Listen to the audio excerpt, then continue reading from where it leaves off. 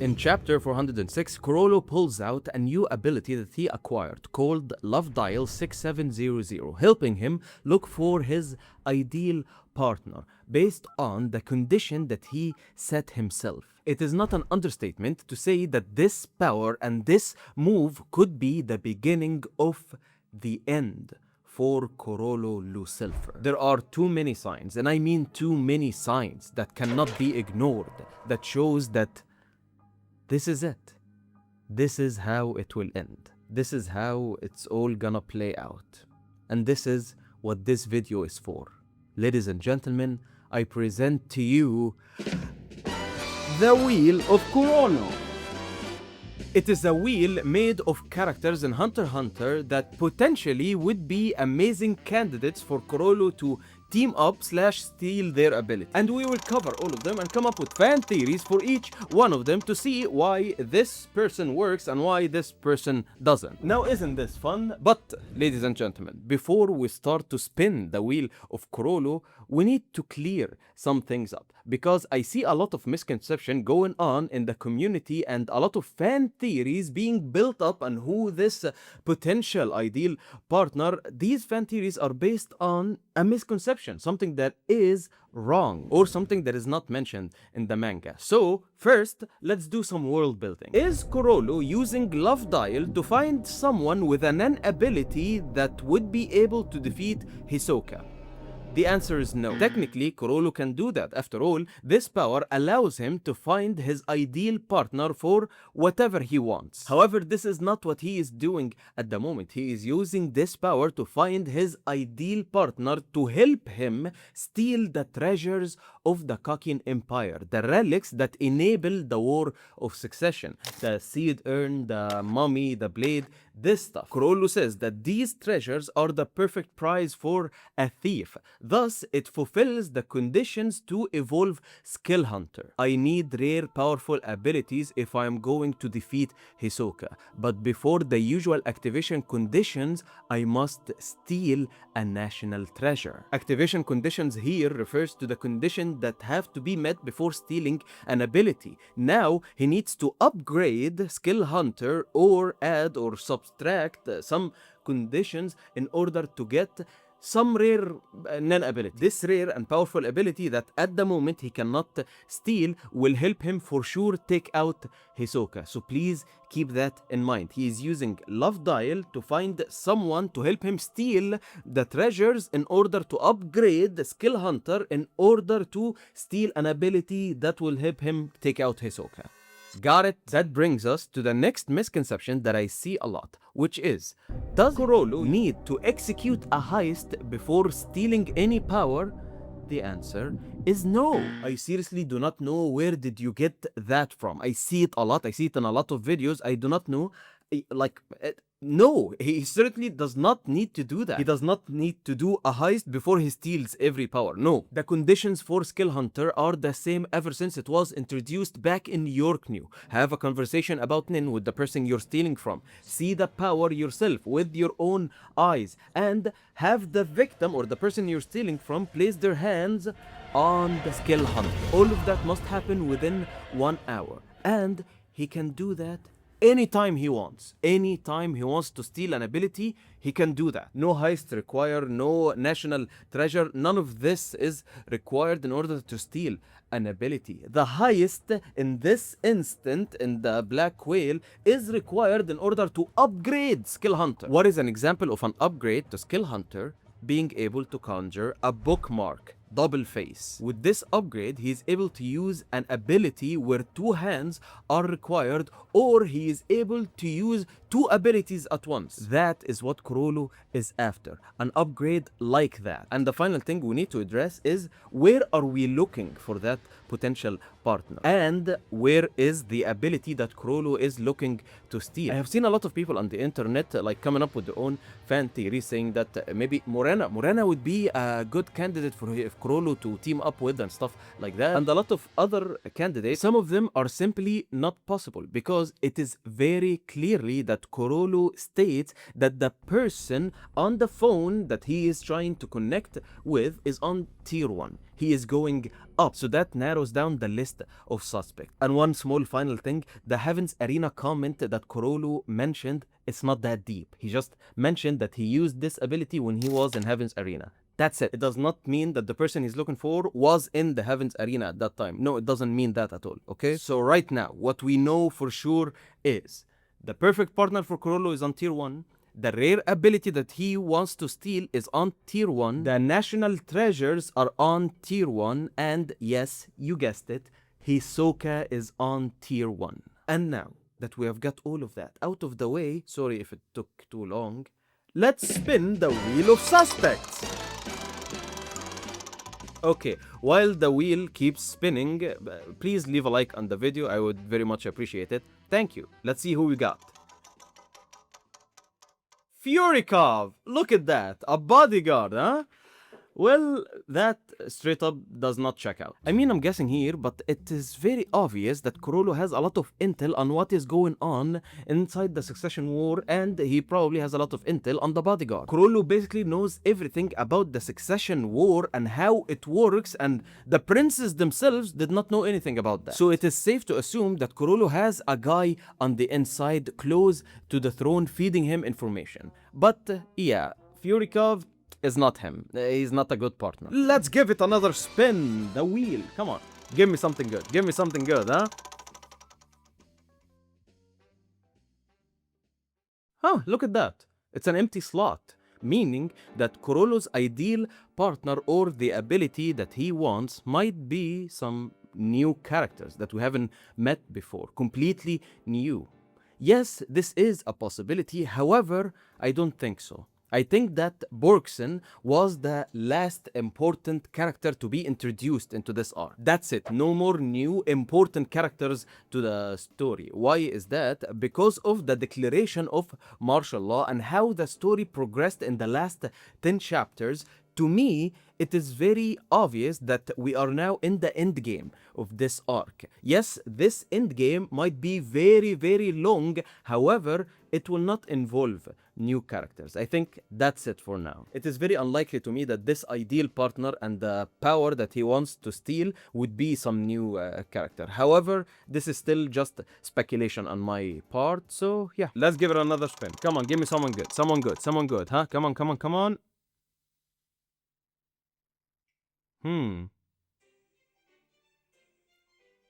Kurapika. Kurapika. Huh, that's very interesting. Uh, like, I know it's the obvious answer, huh? I mean, Kurapika was actually the very first answer that popped into my mind when I first read this chapter, 406. Just imagine if that partner will end up being like Kurapika or something. Like, that's the ideal partner for Chrollo at this specific moment to do this specific things that he wants. Man, that will be awkward. Yeah, I remember that. Yeah, I remember when I had curly hair. That was weird. Anyway, it is both very unlikely and very on the nose for Kurapika to be the ideal partner for Chrollo. But I don't know. I think my very first intuition on that matter is not that weird. So let's study this suspect, okay? Let's think about it. So we have Chrollo. What does he want? He wants to find a partner, to steal the treasures, to upgrade Skill Hunter, to obtain an ability that at the moment he cannot get. Why does he want that? To defeat Hisoka once and for all. What does Kurapika want? He wants to put a stop to the war, to save Prince Wobble and Queen Aweto, to confront 4th Prince Tserriednich, to get back the remaining Scarlet Eyes. This is established in the story very, very, very clearly. Now, do they seem like good partners? The answer is shockingly yes. If the war is stopped, Chrollo will get the treasures and Kurapika will ensure the safety of Wobble and Aweto. So that's one goal that they have in common. However, is that enough of a goal for them to put their animosity aside to team up?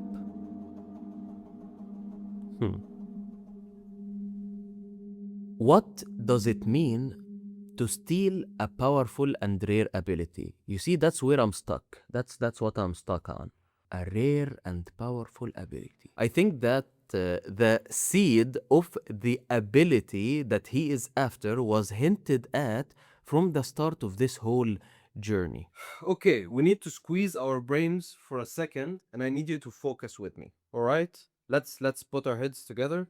And I need you to focus with me. There are two types or two practices of nin that got more screen time ever since the story of the Succession War arc begun, or the idea of the voyage to the Dark Continent was introduced. Two things that nin can do got some extra care. What I'm talking about, well, first of all, is post-mortem nin. Actually, Chrollo himself talked about post-mortem nin a lot while he was explaining his Sun and Moon ability. And also, it goes without saying that this whole arc, the Succession War arc, is powered by post-mortem nin. So let's put a pin in that. There was a disproportionate focus on post-mortem nin in Hunter x Hunter lately. The second principle or second thing that is related to nin that got extra care lately is abilities that requires Zetsu in order to activate. We saw a lot of ability that requires this specific mechanic. You have to activate Zetsu in order for the ability to work. We saw a lot of them in the Succession War arc, which leads me to this next statement that I'm going to say. I believe that the power that Chrollo is after is Princess Camilla's ability. Yes, he is after the cat, the ability that utilizes both nin principles that we talked about. Camilla has to be in a state of Zets in order to activate it, and basically she have to die in order for the cat to come out and takes the life of the person that killed her. Both principles, and it is of course very powerful because it utilizes post-mortem nin. A power like this would for sure take out Hisoka. It will one-shot kill Hisoka. And if you think about it, it is not far-fetched at all to think that Chrollo knows about this power. Chrollo literally has intel about the Kakin Empire in total. He knows about the Succession War arc. He knows about the Guardian Spirit Beast. So of course he knows about Camilla's ability. But the issue that Chrollo has at the moment is that he cannot steal that ability. Why he cannot steal it? Let's go over the conditions of Skill Hunter once again. Have a conversation about nin. Oh well, that's pretty doable. Let the victim place their hand on the book. Okay, that's also doable. See the ability in action with your own eyes. Okay.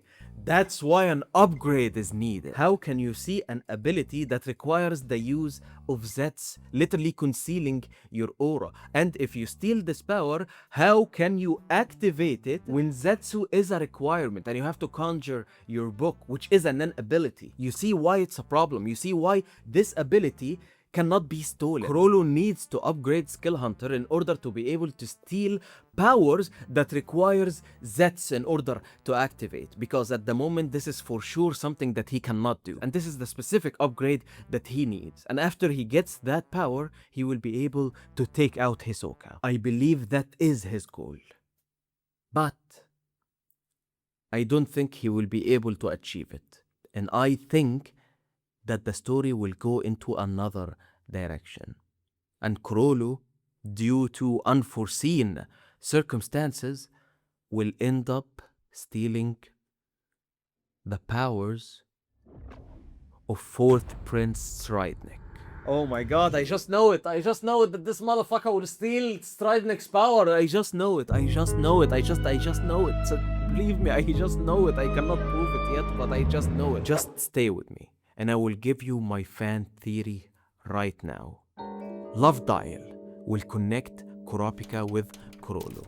Kurapika and Chrollo will agree to team up in order to halt the Succession War. However, Kurapika will not go willy-nilly with Chrollo just because he offers to stop the Succession War. No, Kurapika will make a contract with Chrollo. And how convenient that this idea of a literal nin contract that can be signed from both parties was introduced in chapter 401 by Lange. And get this, Kurapika will be granted a one-time use of that ability. I believe that this contract will be made. The two parties are Chrollo and Kurapika. The contract terms are: Kurapika will help Chrollo steal the treasures. In return, Chrollo will help Kurapika to get the Scarlet Eyes back from Tserriednich, closing the whole Kurta massacre circle. When they start doing that, they will realize how powerful Tserriednich is at Nen. And Chrollo then will be able to upgrade Skill Hunter, and he will realize that this Nen of Tserriednich is the power that he should put his eyes on and should steal. Because Chrollo stealing this specific ability was hinted at and was set up in chapter 377. The troop is set to hunt down Hisoka. Banolonov and Shizuku are with Chrollo. Literally. And I mean literally, out of nowhere, for no reason whatsoever, Shizuku asks Chrollo to read her fortune, to use Neon Nostrad's ability. Chrollo goes, I can't use that power anymore. It is not in my book. Like when you are reading, like, oh yeah, remember that ability that can tell the future? Chrollo doesn't have it anymore. You know? You know how the book, the Bandit Secret book, had an ability that can tell the future, and now it doesn't have an ability that can tell the future? I'm just saying, you know? Why would you bring up a future-seeing ability? It's gonna get real good, just stay with me. Why would you bring up a future-seeing ability that haven't been mentioned in the story for so long right now? And we didn't get any payoff from that encounter. The payoff is yet to come. Because what do you know? After chapter 377, you keep flipping the pages and... oh my god, look! Fourth Prince Tserriednich just unlocked a new ability. He can see the future. Wait a minute. What is this beast behind him that he conjured? Would you look at the design of that beast? Oh, it has the, 666. You know, the mark of the beast. The devil's number, Satan and stuff. Lucifer. It is at times like this that I feel like I am really on to something, or maybe I am way off. It just seems so obvious to me. Like, why would the design have a 666 on it? Why would you bring a future telling ability that Chrollo doesn't have, and right after that introduce a future telling ability? I don't know. You see it, right? It does make sense for Chrollo to steal Tserriednich's ability. It makes sense for this guy to be nerfed. I mean, he has to be nerfed. He is way too powerful for the story. And when this ability is stolen and the succession war is over because it was halted by Chrollo and Kurapika, and maybe like I don't know, someone will get poisoned, and they will use Prince to Pepper's Garden Spirit Beast to make like an antidote or something. This alliance will pay off. I'm sure of. Maybe they will make a vaccine for the Tusk 17 thing, using the Nen Beast of Prince to Pepper. Anyway, that's another thing. What I'm saying is the ending of the succession war does not mean the ending of this arc, because by the ending of the succession war, that will clear the way for Morena to come in and be the official big bad guy of this arc, and the end game can really start by taking Tserriednich out of the picture, by stealing his power, nerfing him, and by stopping the succession war. Morena will land the finishing blow on the Kakin Empire. And her and Chrollo will be enemies. The other families already hate the troop. Henry discovered what Banolonov did, or one of the troop members did. That's another war that is going on. And it is kind of a betrayal from Banolonov, because Henry tried to be diplomatic. Henry tried to befriend the troop, negotiate with Hisoka, or what he thought was Hisoka, in order to keep the peace. However, they killed one of his people. Man, it is all becoming a bit too much at the moment, and I know that obviously we are not addressing the elephant in the room. Kurapika. How would Kurapika work with Chrollo? How would Kurapika be allied with someone who massacred his people? Chrollo is a criminal. Kurapika wouldn't associate with him. This is crazy. Unless you would say that Chrollo is on some kind of a redemption arc. This is way too complicated than I initially anticipated. Oh my god. Is that really what Togashi is going for? Is Togashi going to redeem Chrollo? Is he going to be a good guy by the end of this arc? Is he going to give the Scarlet Eyes back to Kurapika and all will be forgiven and they will reconciliate? Reconciliate. Oh, that's the word. Of course not. Of course, this will not happen. This can't happen.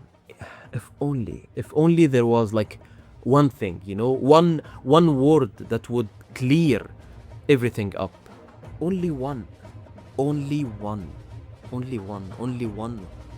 Only one fan theory. Only one word, or this entire fan theory fails. One word that will help me tie everything together. One word. One fucking word.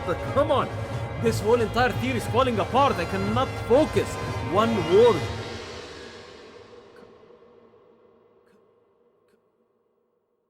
Komugi.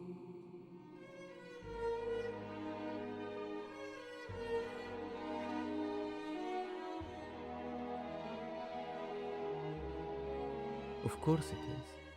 Of course, Chrollo is not beyond redemption. In fact, within this arc, we saw a side of him that we have never seen before. We saw his innocence as a child. And yes, I believe that this was an attempt to humanize Chrollo and to give us a window to see the bad stuff that happened to him when he was young and that made him the way he is. To see the stuff that broke the young man. And it turned out that the people that were responsible for the bad stuff that happened to him were tied to the Kakin Empire.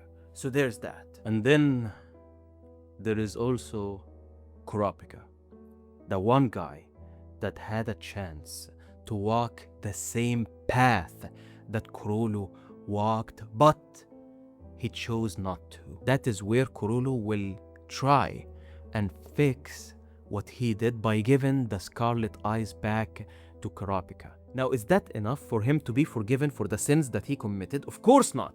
Nothing can justify the horrific things that he and the troop have committed. But then again, I ask you, how did you feel when you saw this? When the Ant King died? This is a villain that was redeemed. This is a character that when we first got introduced to, literally struck down a child in cold blood. And at the end, you were tearing up when he passed. Isn't that complexity what makes Hunter x Hunter what it is? And for that reason, I think that Togashi can pull it off. Togashi can lure us into a false sense of security to think that Chrollo is going all out. Chrollo at the moment is completely unhinged and all hell will break loose. However, before you know it, he can make a full turnaround and tries to redeem himself just a little bit of what he has done in the past by giving back the eyes to Kurapika. Because Chrollo and Kurapika are literally two sides of the same coin. And that is a theme that existed in Hunter x Hunter from the very beginning. Maybe when Chrollo walks and sees the severed head of Pyro, Kurapika's friend, he will be reminded of Sarasa. And after that redemption, the spider will indeed die. Because the idea of the spider, it failed. You can try and cover up everything with darkness and dirt and grime, but he will never be able to put a permanent stain on Pinx's heart. She's always in pursuit of true love. And that is why I seriously believe that Kurapika is the perfect partner for Chrollo.